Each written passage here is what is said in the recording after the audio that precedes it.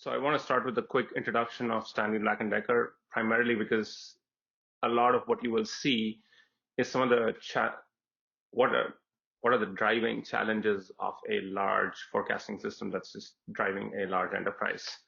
So that's all. It was also the baseline of why we need to talk about introducing AI and ML time series forecasting. So Stanley Black and Decker, big company, lots of tool brands, and then not just the tool brands. It's anything and everything that you've seen at Home Depot, pretty much in the tools section. You would probably recognize some of these brands. And that's not the only thing. We have security solutions, hospitality and healthcare, fastening solutions, infrastructure products, and pipeline services. So it is a vast business with multiple different types of products and services, and in multiple different geographies. Now, the question is, why even forecast demand, right? In the grand scheme of things, this is what you're doing. You're kind of using the demand forecast as the baseline, off of which you measure the actual orders. And the company is trying to look at where's the market for its product going and how the actual orders align, and trying to align the inventory, the suppliers, the resources and capacity to that particular picture. So in some ways, the demand forecast is driving all of this downstream decision making, and it becomes a key pillar in terms of the success of a company as we go forward. And the question is, why do we want to even use artificial intelligence? Like, why is this new? The answer is it's not new. We've been trying to use these similar algorithms. We started out with statistical models in the time series space, and it's basically a way of looking at the time series problem, pivoting it to a regression problem approach, and then using a lot of the best practices that come with it to actually use artificial intelligence and machine learning in the space. So how is it different, right? Because this is always the question: what is AI and ML bringing to this problem? Now, the formulation is different. The formulation is different, and what it basically means is that when you look at time series algorithms, they're generally some version of a generalized additive model, or their core time series algorithms that basically look at a decomposition of seasonality, trend, and noise. And there's algorithms that leverage those components and make forecasts. And then there's other extrapolation methods like exponential forecasting, smoothing. Those are more algebraic techniques. So what does AI and ML bring to the picture?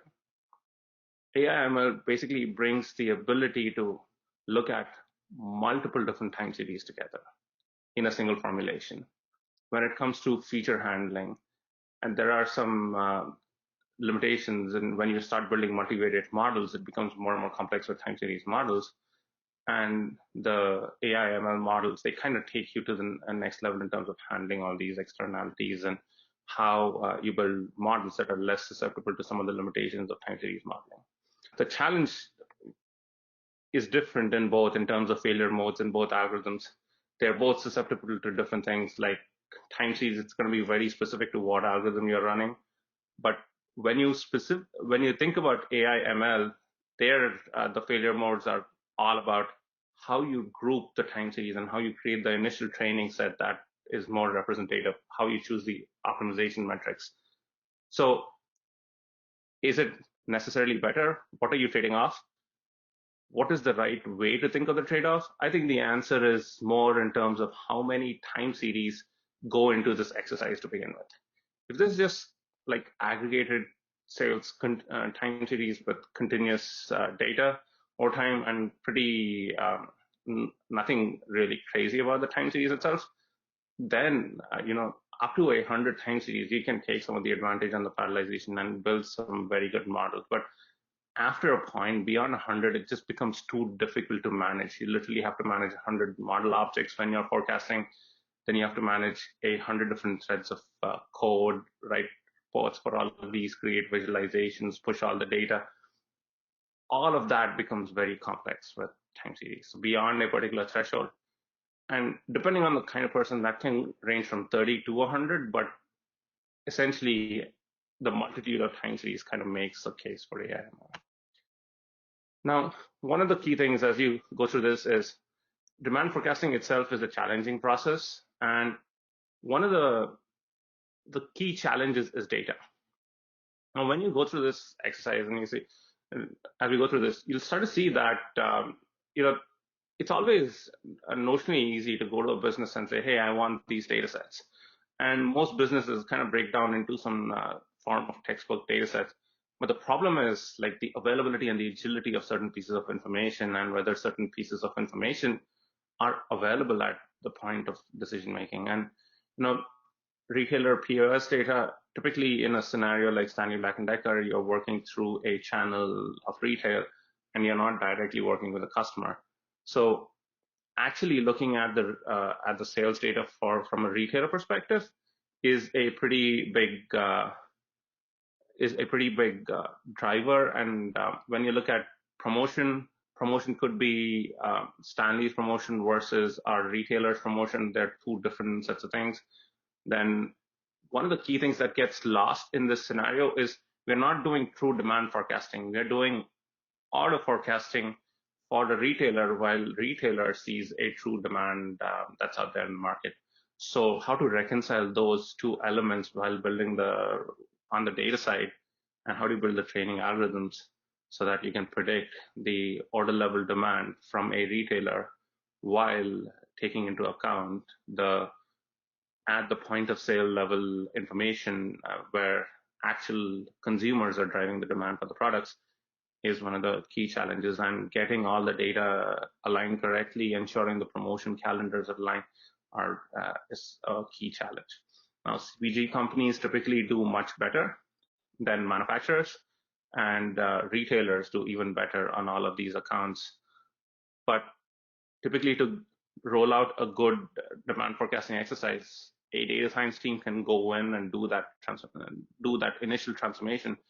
But for a sustainable transformation, what you need a clear data governance path to get governance across all of these processes.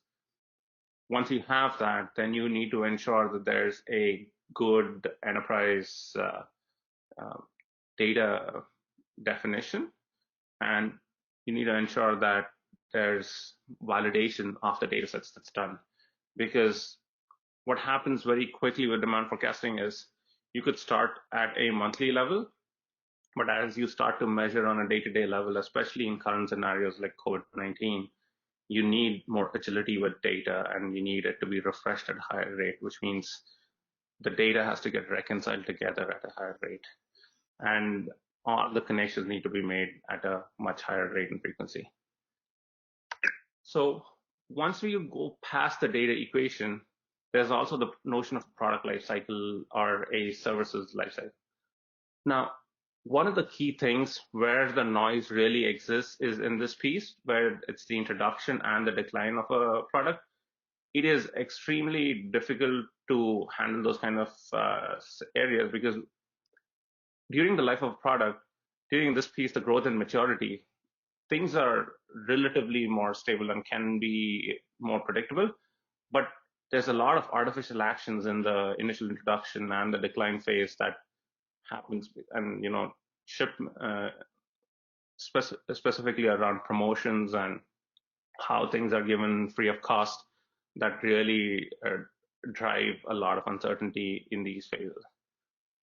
So when you start to build forecasts, these are some of the things that need to be accounted for. Now, cross-validation, again, we're doing ML, so it's fundamentally different for time series ML cross-validation. It's the fact that you have to pick back tests that are chronologically aligned. Ensure that if you're making a 12-month forecast, you at least have 12 months worth of back tests so that you can create a good model to generalize and validate it. This is one of the key things that changes when you start going from ML to time series ML specifically. Now that we talked about all of those things, it's about what metrics do you choose to optimize. And this is where the multi-time series breaks the whole equation. There's scale-dependent variables like MAE, MSE, RMSE. If you have a particular SKU that does 10 million in quantity over a year versus a SKU that does maybe 100 quantity a year, it might be worth $1 million, and you might still have continuous demand across the year, but the accuracy of the 10 million, if you use MAE or MSE or RMSE, because those numbers are really large, they're kind of going to skew they're going to skew the optimization in the favor of the larger volume metric. So that's why there's the not scale dependent metrics. So you need to pick and choose based on your portfolio. The metrics like MACE, MAPE, weighted MAPE. So there's a lot of those kind of metrics. One key thing to call out though is if you use the MAPE, especially when there's intermittency, you will end up with numbers that are not really very rational. And also MAPE kind of biases you towards the forecast being generally lower than what the actual values are. So when you pick accuracy metrics, they need to be based on the trade-off of what are the scale of the SKUs in terms of the quantities you're trying to predict. Then what are some of the challenges that are associated with the type of time series over which you want to put, apply the optimization metric over for the ML algorithm. And the last piece of trade-off is, do you want to consider, how do you consider the, in a multi-environment, multi-SKU environment, how do you handle these the priority and weightage of which SKUs you need to get right from a prediction perspective. Now, one of the key questions as you'll run into this, there's a lot of vendors in ODSE. There will be a lot of vendors every data science conference you get into, and the AutoML and model factory solutions that you see out there are now very, very common. When you use them, one of the key things is always to understand what are the habits of the engine, because the designers of the engine put their habits into it. Don't get me wrong, the habits are not wrong. They may be correct, and most of the time they're designed for what product releases are important to their subset of customers, and they're also designed specifically for certain robust assumptions that have been tested. And this is where it becomes really hard, because unlike before, there is not the notion of publishing all of their approaches and ensuring that that published approach is correct and is validated. There will be a little bit of information asymmetry there when it starts coming to these products, but some of these companies like DataRobot, they do a pretty good job of trying to establish that you're using the right product and it's sort of using the right approach and it's tested. The best way to drive value using AutoML engines is to understand the formulation of the problem itself. So, for example, in case of DataRobot, the time series problem is an AIML approach. So you are basically building a regression formulation of the time series problem in the backend, and then all of the best practices of cross-validation that we talked about, how data gets handled, how features are expanded over, all of those things are taken care of. And that's the biggest piece, right? You buy these products to take advantage of not having to code some of these robust assumptions that you carry with you into the product itself, as long as the product carries it for you. The challenge now is you have new hyperparameters to optimize. So, for example, DataRobot has this notion of a feature derivation window and a forecast distance. So typical time series algorithms, you're able to use the forecast distance and you just keep extrapolating for as many periods as you go forward. But when you use an AIML engine and you're using a regression model type of approach, you are kind of building, in one case, up to a certain size, you are kind of building one target for every time period you're predicting in the future. And if the number of future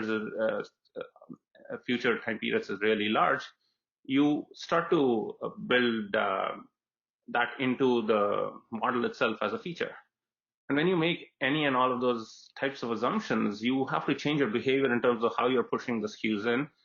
And what kind of mix of SKUs go into a particular project, because that is going to drive, you are going to drive a continuous long history SKU and penalize it in the model with a short history SKU with high intermittency. And that's the kind of trade-off that's made for a model, takes away from the overall performance of that group, for that group of SKUs. So a way to maximize this is to cluster the SKUs in a way that makes sense and have similar behavior, and then you can do more with it. So at this point, what does the inside of a crystal ball look like if you want to handle all of these complexities, right? So you start at the source of the data. So there's a data lake where we manage all of these features. Now, one of the most interesting things about the time series problem itself is the fact that you can actually make a very easy feature library for time series, because everything is a time stamp column with a variable. So it's a every feature can be stored in that way, and you can easily create a based on, even if you have multiple different granularities, you can write a single function to collate and create a feature library that's specific to the problem, and you can store the transformations in a very effective way. Now, once you do that, some of the key things that we found that are really helpful when you handle multiple different SKUs is taking out some parts of the feature expansion out of the engine, like Data Robot. So what we noticed was that you may use AutoML, but for certain scenarios, for certain types of SKUs, there are some robust time series models, and you want to still run them. And big call out to the Facebook profit algorithm. It's a pretty robust algorithm and has been pretty successful in some of the projects that we've used across multiple projects. So across these two approaches and a series of other state-of-the-art libraries that are being updated, there's two things you need to do. Always have a library inclusion approach, and taking the feature expansion engine out of a AutoML solution into your code kind of gives you the flexibility to switch around with the final end engines that you can pass this across.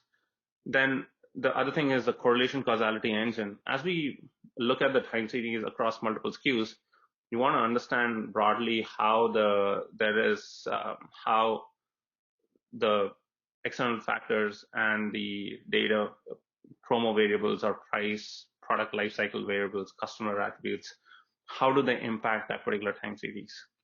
And to do that, there is, and this is necessary because in the future you will have to communicate with the business. So this is the piece that needs to be addressed as you build this, because this adds to the explainability piece of the engine. And what you can do is, there's what we noticed was certain types of rank correlation methods and certain, and then obviously Granger causality is a great way to analyze the data. And what you can do is you can vary the number of lags and look at where you start to see correlation correlation and causality, Granger causality exists between the dependent variable and the independent variables.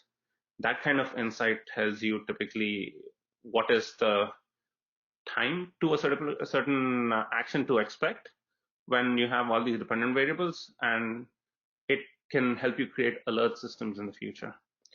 Then we have the halo cannibalization engine, and this kind of comes out naturally out of the causality and correlation analysis, because essentially a positive correlation where one increases, the other increases, where one decreases, the other decreases together.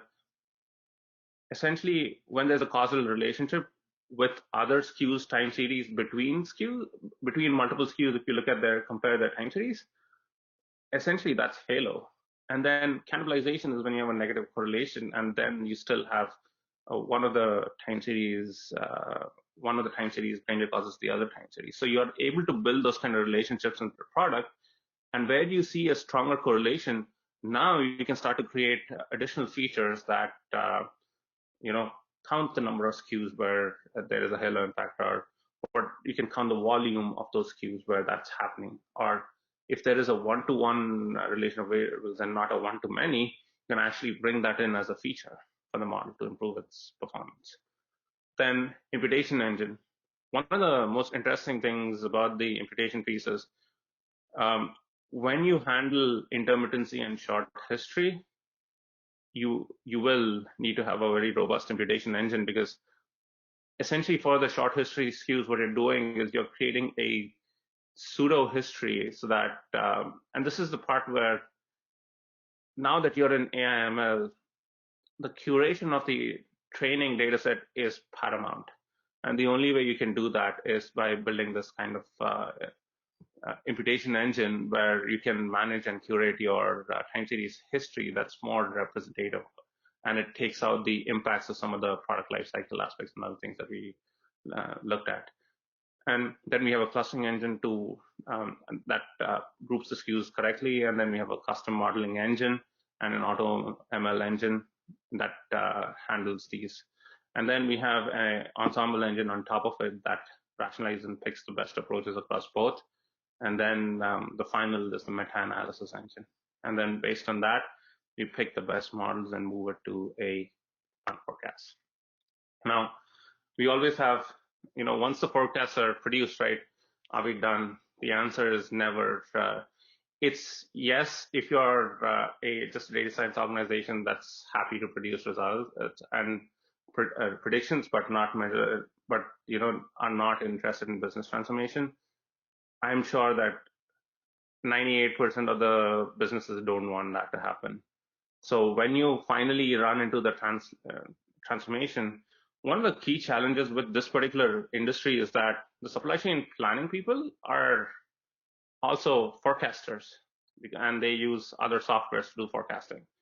So the only way you can bridge the gap is through the meta-analysis type of engine, and then measurement, where you need to measure and compare and constantly ensure that you're putting both approaches on the pedestal, and everything may not win always from each approach.